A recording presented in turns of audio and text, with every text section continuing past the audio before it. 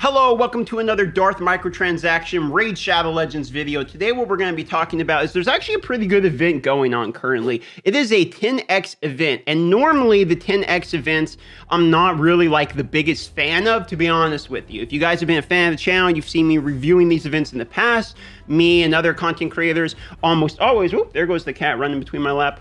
Almost always say, a 10x doesn't increase your chance to get a legendary, just the chance to get certain legendaries when you do actually pull one.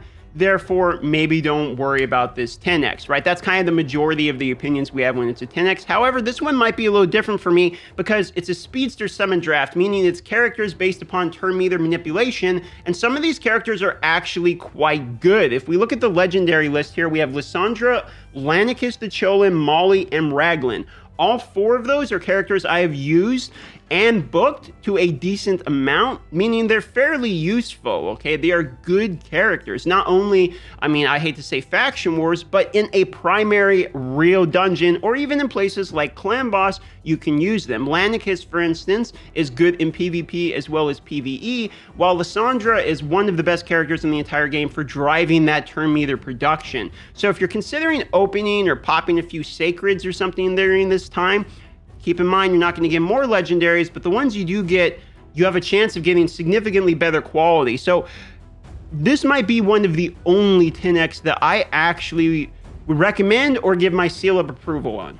Keep in mind, because we have this new pity system, you might want to track on pen and paper or something, spreadsheet, where you are in your polls if you're polling, so you know how close you are to pity. The other games that I play are very heavily incentivized on the pity or mercy system to the point of you really track everything. I would do the same in this game now that we have a pity system and try to track your odds so you know how close you are to the next legendary. Since the pity system stays throughout your account and doesn't reset week to week or anything like that, you can wait around till the 10x shows up of something you might really want. This is what I would have utilized when I was trying to snipe Dracomorph if they had that system during the time I played.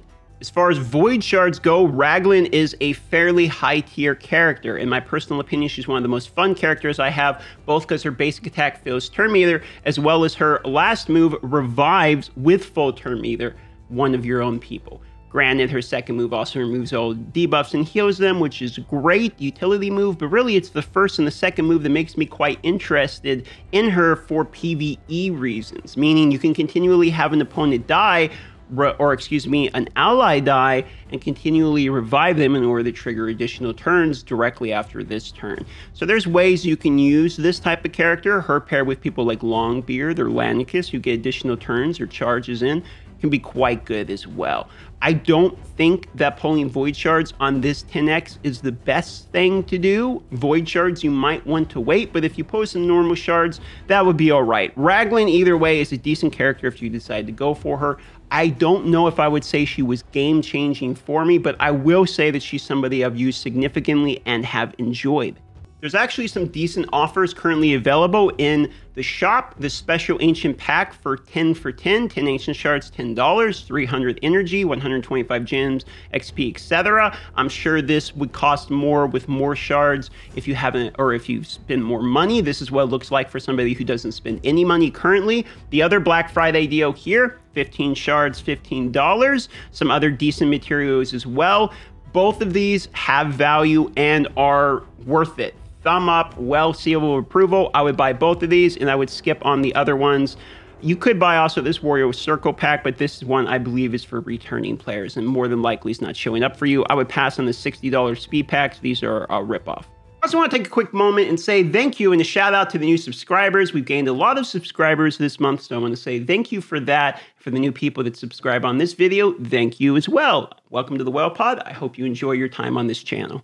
As far as the epics go, all of the epics are good, meaning you can pull Void, you can pull regular shards if you're trying to pull an epic and feel not bad about it. Gorgorab and Seeker are especially good for the beginning of the game. I think they're mostly arena based in the beginning. You can use them all the way up to places, you know, in gold.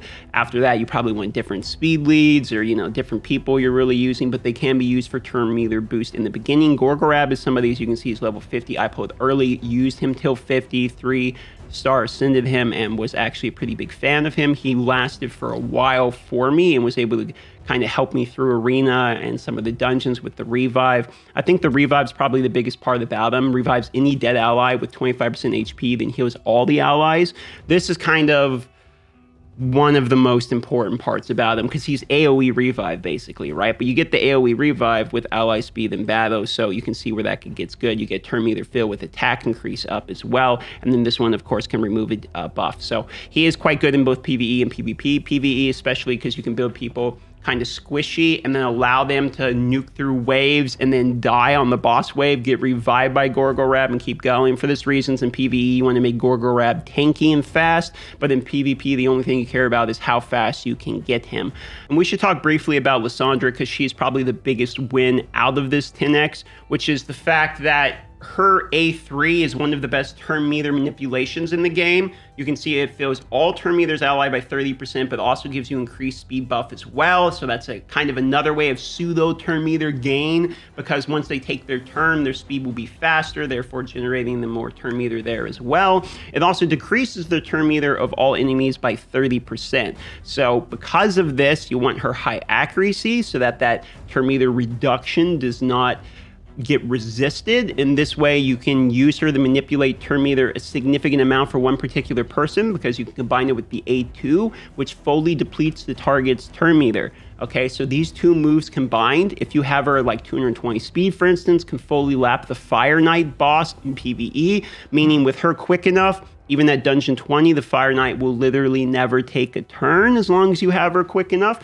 So there are ways that you can utilize her for PvE, but she's especially known for PvP because if you look at her aura here, ally speed, 24%, and obviously you're boosting her turn meter and your allies turn meter and decreasing the enemy's turn meter, which is where this gets quite exciting. Now her basic attack is all right because it transfers all debuffs from her to the target. This can actually be really good against Nightmare Clan boss that's red because he puts attack down and then she transfers it back with a counter attack, putting attack down on the player, or excuse me, on the clan boss without actually needing an attack down based character. I like that a lot. Plus in PvP it can be quite good, in other areas it can be good too. But mostly the A2 plus the A3 combined with the speed in all battles allows her to lap bosses in PvE, to grind out their turn meter, as well as in PvP to dominate by going quicker. Molly's probably the one, if you pull with the shard during the 10x, you're kind of a little bit bummed about. And the reason being, her basic attack's not that encouraging. Damage increases by 50% if the target's under HP. Burn debuff, not that great. Okay, her A2 is quite good because it's an AoE provoke and also puts reflect damage on her, so you can figure out for yourself quite easily why that's good. And her A3 is once again kind of like a Raglan A3, revives them with HP, fills the turn meter by 50%, not the 100% like Raglan does, but it gives them a block damage buff on that ally for one turn. The block damage buff can be quite good, especially in PvE and in Faction Wars.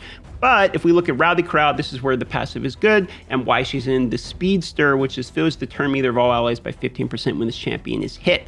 Fills the turn meter of all allies by 25% when this champion is hit by a boss. Once again, you can see some nice PvE exceptions there. But in PvP, this is kind of twofold. One of which is when you're filling turn meter of your champions on your team when you're getting hit by an enemy, means they've either gone first or you've gone, then they've gone, and now they're alive enough where you're getting hit. The problem I have with her is she's not amazing in PvP for me, but she has had her place throughout the time in the meta. Even in Platinum, she's had her place. And that's because you build her with accuracy, you have an AoE provoke, you get her quick enough, you can do that, and you do have a revive of sorts, and you have a way of filling your turn meter. The issue is with the addition of Tormund and countering turn meter game mechanics, the passive can be quite a bummer. Now, Lanikus, on the other hand, is actually really, really, really, really good. I mean, really good to the point of I use her in almost every major team I have. Her basic attack here, continuous heal if it's a critical, okay? So you want to run crit rate on her if you can get it. Her A2, the reason people use her, teams up 3 random allies, not Longbeard, it's not all of them, to attack a single enemy. The allies joining will use their default skill. But then it also fills the turn meter of all allies, not just those 3, by 30%, and increases the duration of all ally buffs by 1. So it does three things that are amazing. The first part of the move could be a skill in and of itself, and the second part of both filling the turn meters and increasing the duration could be a move in and of itself. You have both on one. That's amazing. Now, if you look at the A3 here, it gets even better, because we get crit rate and increased attack with a chance of granting an additional turn, okay?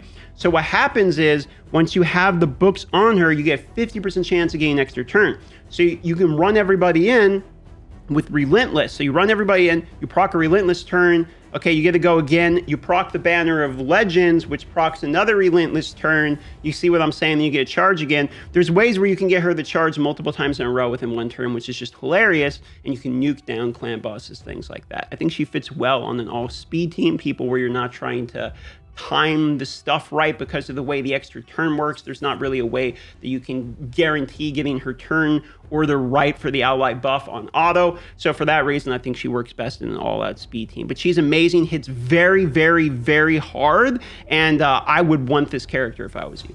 All right, not trying to drag this one out too long. If you enjoyed this video, consider liking to help me out. Subscribe if you would ever like to see this Ginger again, or click on either of the videos to the right, to the left, to watch a different one by me, and the circle up above will subscribe you. Thanks for watching, and I hope you have a wonderful day, WellPod.